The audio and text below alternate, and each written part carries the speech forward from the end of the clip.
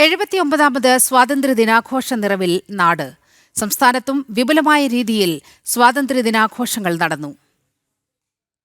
രാജ്ഭവനിൽ നടന്ന സ്വാതന്ത്ര്യദിനാഘോഷങ്ങളിൽ ഗവർണർ ദേശീയ പതാക ഉയർത്തി. മുഖ്യമന്ത്രി പിണറായി വിജയൻ തിരുവനന്തപുരം സെൻട്രൽ സ്റ്റേഡിയത്തിൽ ദേശീയ പതാക ഉയർത്തി. രാജ്യത്തിന്റെ 79ാമത് സ്വാതന്ത്ര്യദിനം വിപുലമായാണ് സംസ്ഥാനം ആഘോഷിച്ചത്. രാജ്ഭവനിൽ നടന്ന സ്വാതന്ത്ര്യദിനാഘോഷങ്ങളിൽ ഗവർണർ രാജേന്ദ്ര വിശ്വനാഥ് ആർലേക്കർ ദേശീയ പതാക ഉയർത്തി. തിരുവനന്തപുരം സെൻട്രൽ സ്റ്റേഡിയത്തിൽ നടന്ന ആഘോഷങ്ങളിൽ മുഖ്യമന്ത്രി പിണറായി വിജയൻ ദേശീയ പതാക ഉയർത്തി. ശേഷം പരേഡ് പരിശോധിച്ച് അഭിവാദ്യം സ്വീകരിച്ചു. സ്വാതന്ത്ര്യത്തിൻ്റെ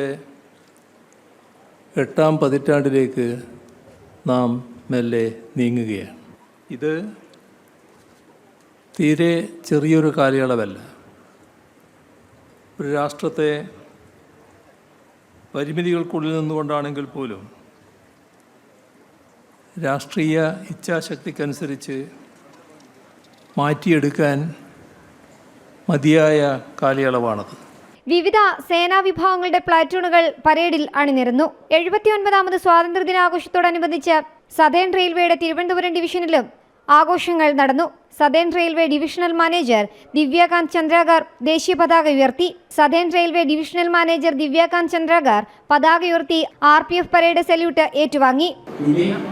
We stand together to honor the courage of our freedom fighters, the sacrifice of our martyrs, and the vision of our founding leaders. Their dream was of a strong, united, and self-reliant India. A dream we continue to build upon every day. വിവിധ ജില്ലകളിൽ മന്ത്രിമാർ ദേശീയ പതാക ഉയർത്തി. കൊല്ലത്ത് മന്ത്രി V ശിവൻകുട്ടിയാണ് ദേശീയ പതാക ഉയർത്തിയത്. കോട്ടയത്ത് പോലീസ് ഗ്രൗണ്ടിൽ മന്ത്രി ജെ ചിഞ്ചുറാണി സ്വാതന്ത്ര്യദിനാഘോഷങ്ങൾക്ക് നേതൃത്വം നൽകി. മലപ്പുറത്ത് മന്ത്രി കെ രാജനും ആലപ്പുഴയിൽ മന്ത്രി സജി ചെറിയാനും പതാക ഉയർത്തി അഭിവാദ്യം സ്വീകരിച്ചു. പത്തനംതിട്ടയിൽ മന്ത്രി വീണ ജോർജ് ദേശീയ പതാക ഉയർത്തി പരേഡിൽ അഭിവാദ്യം സ്വീകരിച്ചു. കൊച്ചി നാവികസേനാ ആസ്ഥാനത്തും വിപുലമായ രീതിയിൽ സ്വാതന്ത്ര്യദിന ആഘോഷങ്ങൾ നടന്നു.